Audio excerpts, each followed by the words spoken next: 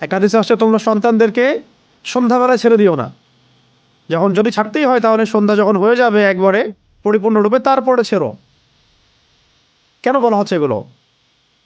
আবার বলা হচ্ছে গভীর রাতে তোমরা এই একাকী এদিক ওদিকে যে আমরা যে ভবঘুরে হয়ে ঘোরাফেরা করি এগুলো করতে নিষেধ করা হচ্ছে হাদিসে। কারণ কি? কারণ রাতের বেলা এমন অনেক মাখলুক ঘোরাফেরা করে যেগুলোকে আমরা দেখতে পারি না। আমাদের দৃষ্টির সীমা তো খুব ছোট।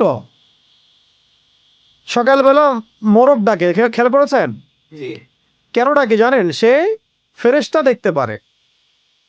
একটা মোরগ একটা একজন ফেরেশতাকে, মালাককে দেখতে পারেন, সম্মানিত ফেরেশতাকে দেখতে পারেন, আমরা দেখতে পারি না।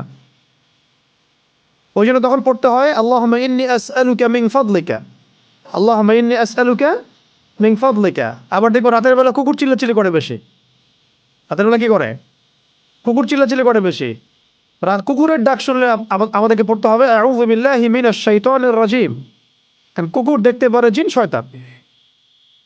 কুকুরের দৃষ্টি আমাদের দৃষ্টির চেয়ে এখানে প্রখর, সে দেখতে পারে জিন শয়তান, আমরা দেখতে পারি না। একটা মোরগ দেখতে পারে ফেরেশতাকে, আমরা দেখতে পারি না। তা আমাদের দৃষ্টি খুবই দুর্বল।